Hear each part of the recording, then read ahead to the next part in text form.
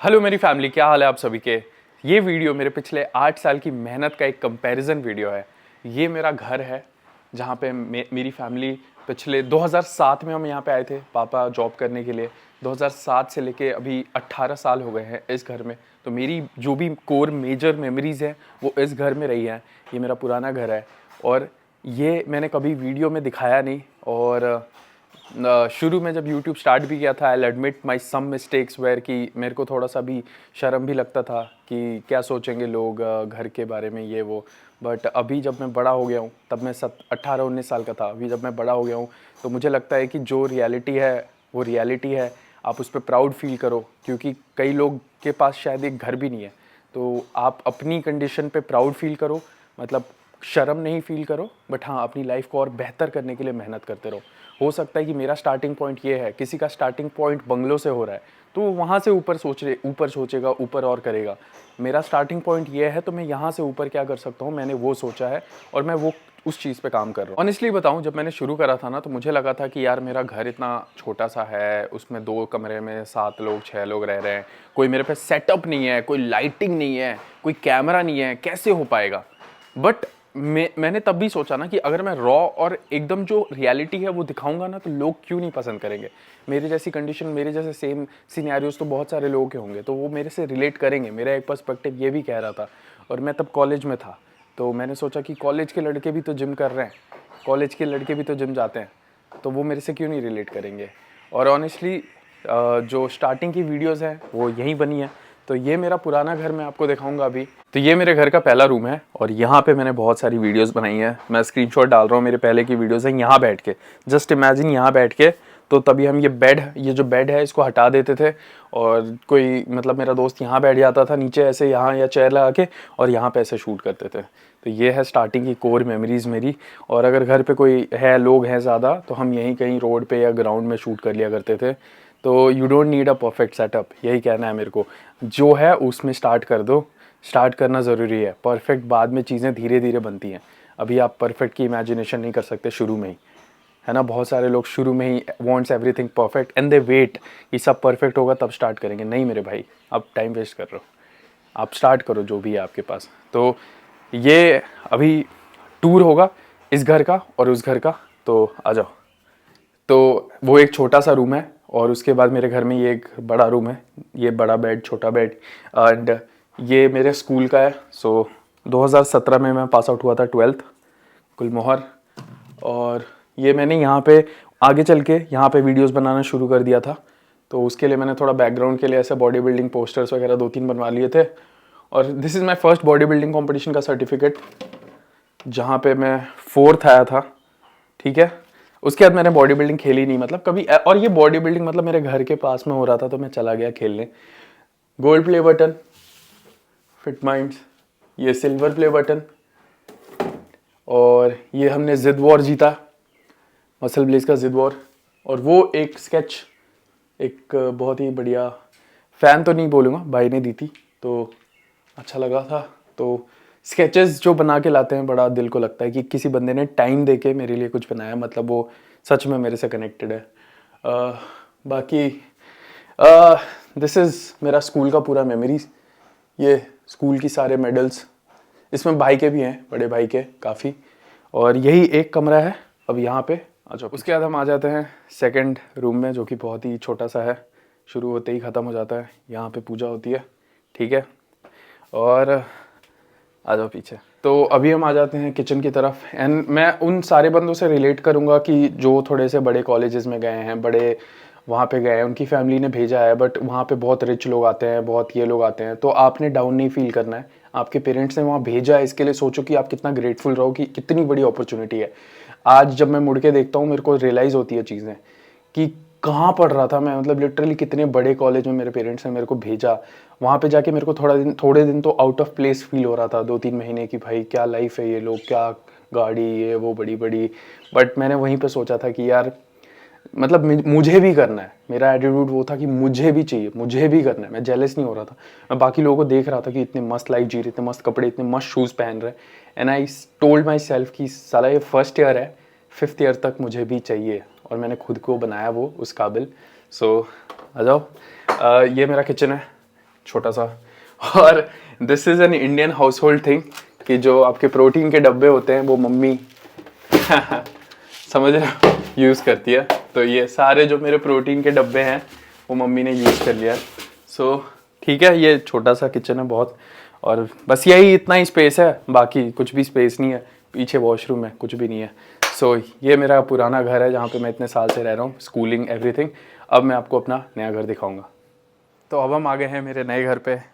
ये उससे पहले मेरी पुरानी बाइक देखो, ये 15 साल से भी ज़्यादा पुरानी बाइक है। 15 साल ज़्यादा हो गया मेरे को लग रहा है।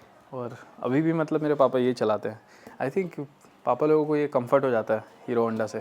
थोड़ा सा मेरे को भी अटैचमेंट है वैसे, सारा स्टार्टिंग का मैं ट्यूशन वगैरह इसी से पे गया हूँ तो। और हर मिडिल क्लास का तो हीरो होंडा से अटैचमेंट है ही है। तो आ जाओ घर के अंदर मेरे नए, ठीक है। हाँ, अभी ये पूछना है कि ये तो पापा तो नहीं मम्मी को कि ये जो पुराना घर था और ये नया घर है, इसमें क्या क्या अलग है, क्या क्या अच्छा लग रहा है इस घर में? इस घर में बहुत कुछ अच्छा लग रहा है, लेकिन पुराना घर में भी कोई ऐसा नहीं था, उसी को आदमी उस तरह से बना के रखा था इतना दिन से। फर्क क्या लग रहा है? फर्क तो बहुत है इसमें, पूरा हर जगह मतलब सब चीज़ सामान रखने का कोई दिक्कत नहीं है, हर चीज़ मतलब हर जगह व्यवस्था से है। वहाँ व्यस्त था जैसे तैसे था, लेकिन कोई बात नहीं, वो भी अच्छे था। अब हम आ गए हैं घर के फर्स्ट फ्लोर पे। यहाँ पे एक हॉल मिलता है, वॉश बेसिन, बहुत बड़ा रूम। इतना तो मेरे पुराने घर का 2 रूम था, तो इतना बड़ा रूम मिलता है, सब में वार्डरोब, अटैच वॉशरूम। सुबह वॉशरूम के लिए स्कूल जाने टाइम लड़ाई होती थी हम तीनों भाइयों में। उसके बाद ये है हमारा पूजा का प्लेस, ठीक है। ये है हमारा पूजा का प्लेस जो कि अलग से सेपरेट है। यहाँ मम्मी के बैठने के लिए जगह हम बना लेंगे, है ना, क्योंकि मम्मी ही सबसे ज़्यादा टाइम स्पेंड करेंगी यहाँ। और एक रूम जो रेडी हो गया है ऑलमोस्ट, ये रहा, जिसमें बेड, वार्डरोब देखो, इसमें कपड़े आपको अब फैले हुए नहीं दिखेंगे जैसे मेरे पुराने घर पे दिख रहे थे। बाकी यहाँ से छत, एक छोटा सा छत भी है जहाँ से पूरी सोसाइटी दिखती है। सेकंड फ्लोर पे हम आ गए हैं जहाँ पे एक और रूम मिल जाता है, ठीक है। और ये रही बैल्कनी। तो अब पहले वाले घर पे ना मैं वीडियोस बनाने में बड़ा ये सोचता था कि सब लोग हैं, लोगों को बाहर भेजना पड़ेगा घर के, ये वो, ये होता था। जो वीडियो शूट कर रहा हूँ मेरा दोस्त है, उसे पता था कि जब हम वीडियो शूट करते थे ना तो मैं घर, मेरी मम्मी पापा सब ना पीछे जाके बैठ जाते थे ताकि आवाज़ वगैरह ना हो और खाली रहे। अब वो वाली दिक्कत नहीं होगी, मैं आराम से वीडियो बना पाऊँगा। मैं तो सोच रहा हूँ एक छोटा सा सेटअप बना लूँगा यहाँ पे, लाइट वगैरह लगा के, रिंग लाइट वगैरह लगा के, चेयर लगा के। बाकी यहाँ से सोसाइटी दिखती है। ठीक है guys, back to Dehradun, back to work. Competition की वीडियो मैंने डाली नहीं क्योंकि ऑब्वियसली बहुत देख ही लिया है। एक चैनल पे आ गई थी एंड इट वेंट वायरल और काफ़ी लोगों ने देख लिया है, तो मेरा मन भी नहीं था। एंड एक्चुअली मैं कोई वीडियो बनाने के मकसद से गया भी नहीं था, वीडियो रिकॉर्ड भी नहीं है, कोई वीडियोग्राफर नहीं था मेरे साथ, मैं कैमरा लेके तक नहीं गया था। जितने भी लोग होंगे एशियन में वो जस्टिफाई भी कर सकते हैं कि I was not even having camera. मैंने सोचा था कि वो लाइव स्ट्रीमिंग चलती है वहाँ से निकाल के डाल दूंगा, बट अभी तो देख ही लिया तो क्या डालना है। बाकी आप लोगों को पता ही है जो भी रिज़ल्ट हुआ है, तो उसके बारे में मैं थोड़ी देर बाद बात करूँगा। अभी एक चीज़ दिखानी थी कि वेरी हैप्पी कि देहरादून में एक पावर लिफ्टिंग सेंटर खुल रहा है, और देखो कितना बड़ा है ना, काफ़ी बढ़िया इक्विपमेंट्स आ गए हैं। और अभी मतलब बना नहीं है पूरा, और ट्रेन कर रहा हूँ मैं आते ही ट्रेनिंग स्टार्ट कर दिया। सो गिव अप नहीं करना है, ठीक है, कितने भी लग जाए लाइफ में, गिव अप नहीं करना है। सो आज है वीक 2 पहुँच गया हूँ मैं जब मैं रिकॉर्ड कर रहा हूँ। इस ब्लॉग का हमारा गोल है वीक 5 में 250 kg स्क्वाट के 5 reps, और डेडलिफ्ट में 275 kg के 5 reps, और बेंच 190 kg वापस हिट करना, जो कि बहुत ज़्यादा ये हो रही है मेरी बेंच को लेके। International coach, nutrition, everything hire हो चुका है, तो ये मत समझना मैं काम नहीं कर रहा, काम कर रहा हूँ, ठीक है। सीरियस हूँ मैं बहुत इस चीज़ को लेके, तो सब चीज़ जितना बस बनेगा करेंगे इस बार। तो नई प्लेटों पे वर्कआउट करने का स्वाद ही अलग है, और एलिको की प्लेट्स हैं, आई थिंक ये बहुत ही कम मिलता है, ये इंटरनेशनल में यूज़ होता है, तो really excited to train here. यहाँ पे सिर्फ पावर लिफ्टर्स ट्रेन करेंगे, देखो जिम नहीं है ये, तो और मज़ा आएगा, एक हाइप रहेगी, एक वाइब रहेगी। तो अब ये बन जाएगा आई गेस 1 हफ्ता 10 दिन में। तो जितने भी लोग मे भी देहरादून में ट्रेन करते हैं पावर लिफ्टिंग, बहुत ही बढ़िया अपॉर्चुनिटी आपको मिल रही है ये। तो यू शुड ट्रेन हियर, यहाँ पे।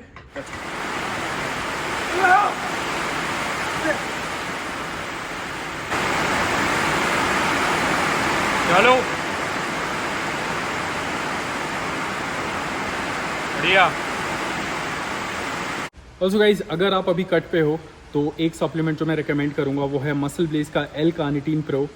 3300 mg प्योर एल कार्निटीन है, एंड्योरेंस भी बढ़ाता है। मैंने अपने कट में यूज़ किया है। मैं जब 103-104 kg का था, वहाँ से 93 kg के लिए कट किया, और मैं हर दिन यूज़ करता हूँ एम्प्टी स्टमक सुबह उठते ही पानी में। तो अगर आप अपने कटिंग फेज़ में हो, एंड्योरेंस बढ़ाना है, एथलीट हो, रनर हो, कोई स्पोर्ट खेलते हो, डेफिनेटली रेकमेंड करूँगा ये प्रोडक्ट। इसका लिंक मैं डिस्क्रिप्शन बॉक्स में डाल दे रहा हूँ, वहाँ से आप इसको यूज़ कर सकते हो। मसल ब्लेज पे कुछ भी खरीदते हो आप, एक डिस्काउंट कोड है मेरा सिंघा30, वो लगा के एक डिस्काउंट ले सकते हो। गलतियाँ क्या क्या हुई हैं मैं बता रहा हूँ। एक तो स्क्वाट में बहुत डेप्थ चाहिए जब आप इंटरनेशनल खेलने जा रहे हो। इंडिया में शायद पास हो जाएगी बट बाहर जाके फेल हो जाएगी। बहुत डेप्थ चाहिए स्क्वाट में, बिल्कुल नीचे। स्ट्रेंथ वाइज मेरे अंदर 275-277 था, बट वो मेरी डेप्थ में मैच नहीं हो रहा था, ठीक है, वो डेप्थ के कारण फेल हो रहा था। बट मेरी पहली 2 स्क्वाट एशियंस की 257-265 ओवर रूल हो गई थी, ज्यूरी ने ओवर रूल करके पास दे दिया था। शायद ये भी बहुत लोगों को कम लोगों को पता है। बेंच कोई एक्सक्यूज़ नहीं है, मेरी बॉडी बहुत ज़्यादा मैंने फटीग कर ली, प्रोग्रामिंग में गलती हुई है। क्योंकि 167.5 लास्ट वार्म अप डाल रहा हूँ, 167.5, वो देखो वो कितनी स्पीड है। तो 167.5 इतनी स्पीड जा रहा है और 180 फेल हो जा रहा है, समझ रहे हो, सिर्फ 12 kg ऊपर। बहुत लोगों को ऐसा मैंने कमेंट में देखा कहीं कि ईगो है इसका, 180 ले रहा है। ईगो नहीं है यार, मुझे पता था मेरे अंदर, मैंने 187.5 कर रखी है 6 महीने पहले। और बहुत सारे लोगों को लगता है कि मैं स्टेरॉइड्स लेता हूँ बहुत सारा, ठीक है। बेंच देख लो, 0 प्रोग्रेस 1 साल में। डेडलिफ्ट 300 kgs 2-3 साल हो गए, उसी अराउंड हो। स्क्वाट 275, 280, 270 उसी अराउंड हो। तो पता नहीं यार तुम लोगों को कैसे लगता है स्टेरॉइड्स, मुझे तो समझ नहीं आया, क्योंकि प्रोग्रेस ही नहीं हो रही है। फिर तुम लोगों को कैसे लगता है? तो यार ऐसा नहीं है कि आप डिसअपॉइंट होते हो। मैं आपको 1-2 स्क्रीनशॉट्स दिखाऊंगा, मेरे छोटे भाई बड़े भाई के मैसेजेस हैं ये। तो ये मत समझना कि मेरे लिए मतलब ही नहीं करता, मैं बहुत मेहनत करता हूँ और वो मुझे घर वालों को दिखता है। मैं घर पे था भी पिछले 1-1.5 महीने से, तो रिजल्ट सब साथ नहीं जाते तो घर वाले भी टेंशन लेते हैं। तो फिर डेडलिफ्ट की बारी थी, तो डेडलिफ्ट तक थोड़ा सा मोटिवेशन डाउन हो गया, तो ऑब्वियसली बिकॉज इतना ख़राब परफॉर्मेंस जा रहा था। 290 kg ओपनर था, बहुत ही बढ़िया गया। उसके बाद सेकंड अटेम्प्ट लिया ही नहीं। क्यों नहीं लिया?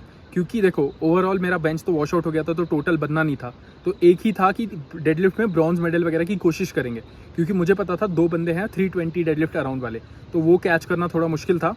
तो प्लान किया कि हम रुकते हैं, थर्ड डेडलिफ्ट में देखेंगे, जो भी रिक्वायर्ड होगा वो लगाएंगे। 307.5 से ब्रॉन्ज आ जाता मेरा डेडलिफ्ट में। मैंने काफ़ी बढ़िया भी मारा। एक चीज़ से खुश हूँ कि डेडलिफ्ट इम्प्रूव तो हुई है। ग्रिप स्ट्रेंथ पे काम बहुत ज़्यादा करना है कि वो बारबेल ना मेरे हाथ से स्लिप होती है, ऐसा लगता है मेरा सपना स्लिप हो रहा है। 307.5 बढ़िया मारा था, बट हाँ ऑब्वियसली लॉकआउट का है, स्ट्रेंथ का इशू, एंड उस पर काम करनी है। स्क्वाट में डेप्थ इतनी मारनी है कि कभी फेलियर का चांस ना आए। शायद मैं थोड़ा हील पे शिफ्ट हो जाऊँ। और बेंच का तो देखना है यार कि गड़बड़ कहाँ हो रही है। एक टाइम पे मैं 187-190 बेंच कर रहा था, क्या गड़बड़ हो रही है मुझे भी नहीं समझ में आ रहा भाई। तुम लोगों को लगता है कि भाई नहीं यार, मुझे भी नहीं समझ में आ रहा है। मे भी टैक्स आउट कर दिया बहुत, एल्बोज फटीग हो गए, ट्राइसेप फटीग हो गया। कोई बहाना नहीं दे रहा हूँ मैं कि मेरे को बुखार था, ये था, वो था, हैंडलर नहीं था, कुछ भी ऐसा नहीं है यार। मैं भी कंफ्यूज हूँ, मैं भी डिस्टर्ब्ड हूँ, ठीक है। शायद इसलिए इतना देर बाद बात कर रहा हूँ, बट ठीक है। अभी मज़े लेने वाले लोगों के पास तो अपॉर्चुनिटी है, तो आप लोग मज़ा लो, कोई दिक्कत नहीं है। मैं कमेंट जब पढ़ता हूँ हेट वाले, तो मेरे को मोटिवेशन ही मिलती है कि आज आप हंसोगे 6-7 महीने 8 महीने बाद, जिस दिन मेरा चल जाएगा सीन, उस दिन मैं हंस लूँगा। तो अभी आप हंसो, एक दिन मैं हंस लूँगा। बाकी जो सपोर्ट करते हैं उनको बहुत सॉरी है। I try to improve, I try to work. ये ऐसा नहीं बोल रहा भाग रहा मैं, आई ट्राई टू वर्क। पूरी जान लगा के इंटरनेशनल कोच हायर कर लिया है। सो सारी चीज़ें कर रहा हूँ जो मेरे बस में है। 8 महीने बाद अब सीधा नेशनल्स खेलेंगे। पहली बार 8 महीने का ब्रेक ले रहा हूँ, सीधा 2026 में नेशनल खेलेंगे और वहाँ कोशिश करेंगे। कुछ भी बोल नहीं रहा हूँ, वहाँ कोशिश करेंगे। That's all. Thank you so much, bye, take care.